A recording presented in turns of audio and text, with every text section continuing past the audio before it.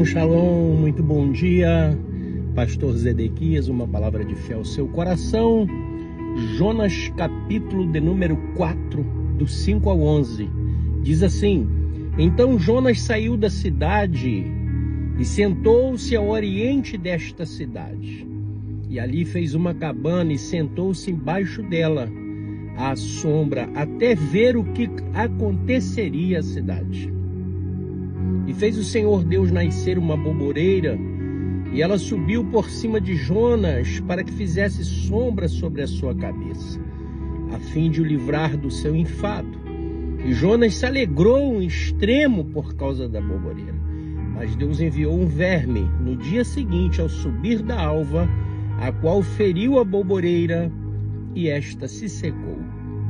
E aconteceu que, aparecendo o sol, Deus mandou um vento calmo oriental, e o sol feriu a cabeça de Jonas, e ele desmaiou e desejou com toda a sua alma morrer, dizendo: melhor me é morrer do que viver.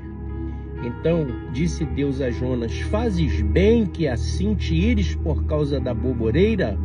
E ele disse: faço bem que me revolte até a morte. E disse o Senhor: tivesses tu compaixão da boboreira, na qual não trabalhaste, nem a fizeste crescer, nem que numa noite nasceu e numa noite pereceu. E não hei de eu ter compaixão da grande cidade de Nínive, em que estão mais de 120.000 pessoas que não sabem discernir entre a sua mão direita e a sua mão esquerda, e também muitos animais.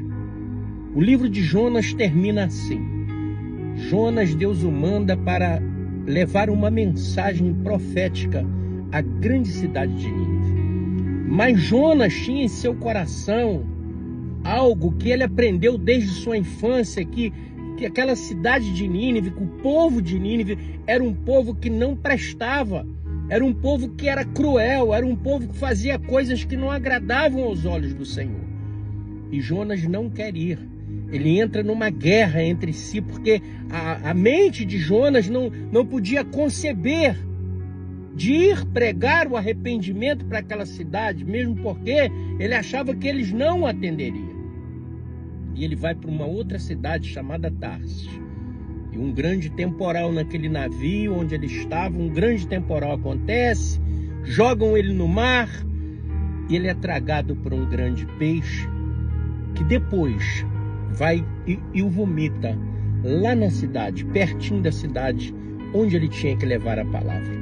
E ele vai e leva a palavra, mas contrária à sua vontade. Ele chega lá, ele é curto e grosso: arrependei-vos, porque o juízo de Deus vai chegar até vocês. Aí ele sai e vai para fora da cidade, é o que diz o texto. E ele fica olhando, observando para ver o que aconteceria com aquela cidade. E como Deus não a destrói, como aquele povo se arrepende, como aquele povo abre o coração para aquela palavra que ele levou. Ele não esperava que isso aconteceria.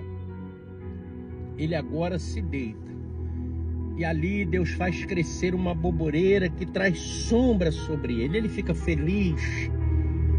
Mas daqui a pouquinho, Deus manda um verme que mata a boboreira. E o dia amanhece. E novamente o sol brilha forte. E vem aquele ventinho calmo. E quando ele vê, ele desmaia. Porque ele não sente que ele estava tendo uma insolação. E Jonas então desperta irado. E ele desperta irado. Para mim é melhor morrer. É melhor morrer. Ele estava assim com seu coração realmente revoltado por causa da planta, pelo que acabara de acontecer. E Deus então fala para ele: por que você acha justo você estar revoltado com esta planta que morreu? Ele disse: eu tenho razão para isso, sim. Eu tenho razão, eu preferia morrer. E Deus fala: você não a plantou, você não a podou, você não fez nada por ela. Ela nasceu num dia e no outro dia ela morreu. E você não não, se você está com pena, com misericórdia desta planta, te faço uma pergunta, Jonas.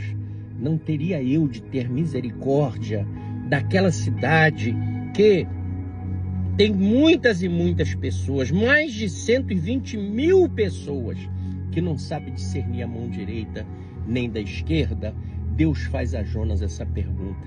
E eu te faço essa pergunta. Muitas das vezes, porque o livro de Jonas termina assim, nós não sabemos a resposta que Jonas deu, e eu creio que isso é para que eu e você possamos refletir.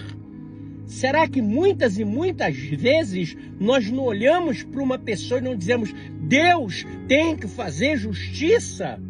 Será que nós não olhamos muitas das vezes para os nossos irmãos e você talvez já não tenha passado por isso, de Deus falar: Deus vai pesar a mão sobre você? E muitas das vezes nós não olhamos e não sabemos o que aquela pessoa passa, os problemas que ela está enfrentando. Será que Deus não tem que ter misericórdia daquela pessoa que foi criada à sua imagem e semelhança? Tenhamos compaixão, tenhamos misericórdia. Que a resposta que fica em uma incógnita no livro de Jonas, porque não sabemos o que ele respondeu, seja respondida por mim e por você, e possamos ser misericordiosos. Que Deus abençoe sua vida. Seja um seguidor nosso lá no TikTok, viu? Deixa lá o seu like lá, o seu gostei, o seu joinha.